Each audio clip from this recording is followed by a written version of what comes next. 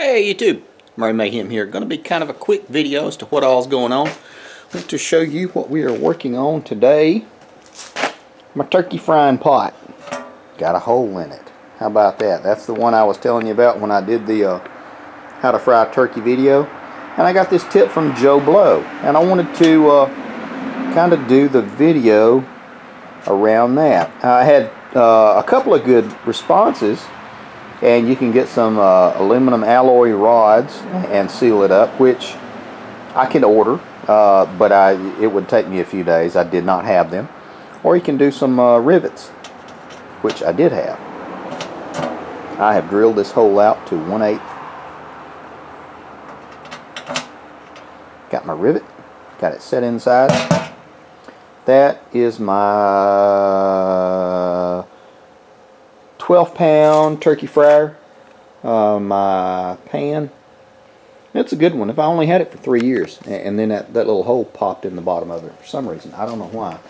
But Pooch went and bought me a nice big one, which is good for 18-pound turkeys or chickens.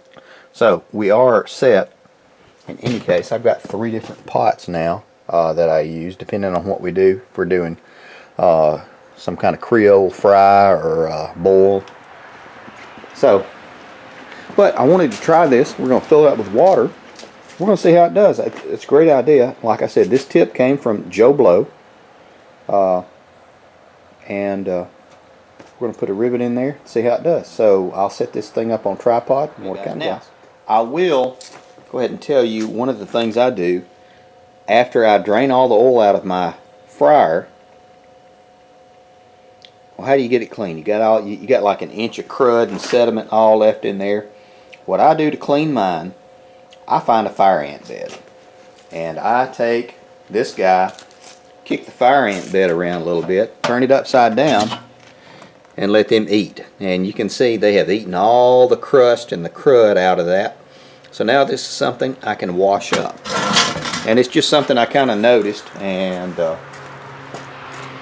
I started doing, and it works really well. Nope, I'll be damned. There's Edward. He's kind of out of focus. There he is. He's in focus now. Damn cat. Edward! Damn cat. Anyway, what we're going to do, set this tripod back down, get everything back in focus. There we go. We're going to set this guy up and see if we can't make this thing almost seal completely. I don't know if it will seal exactly, but we'll see. Guys, there's the hole. Again, it's a 1/8. I drilled out with a drill bit just to clean it up. There is the aluminum rivet. Put it on here.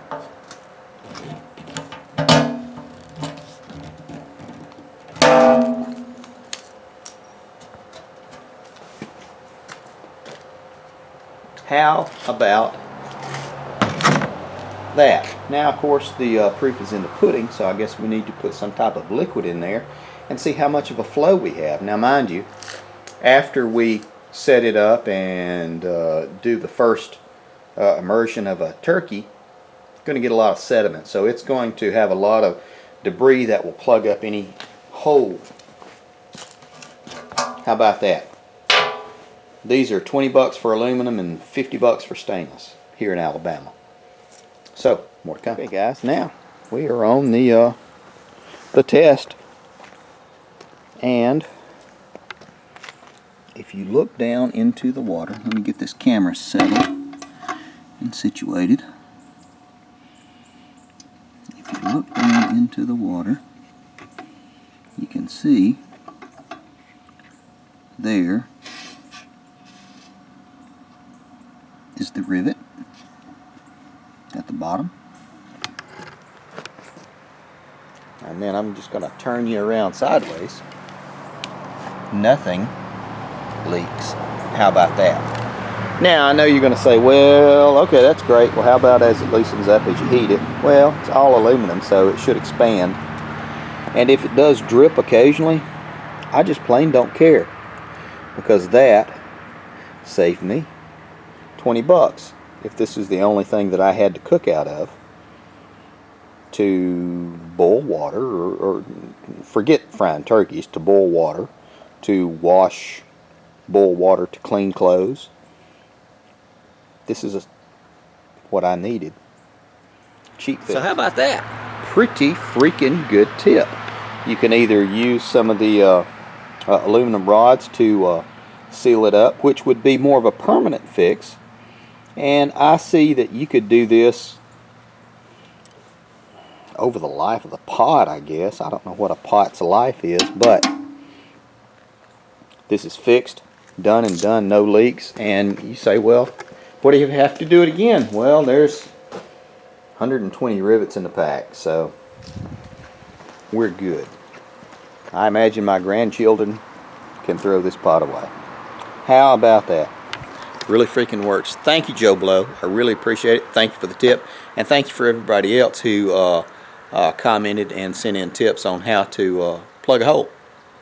Now, there's one thing we do need to work on, and I appreciate your input on this one. My cast bean pot with legs. Got 2 cracks in it. What do I need to do to fix it? My wife wants to drill a hole in the bottom of it and make a freaking planter, and I just cringe every time I think of that, because this is one of the things that came from here locally, and this pot's 150 years old, something like that.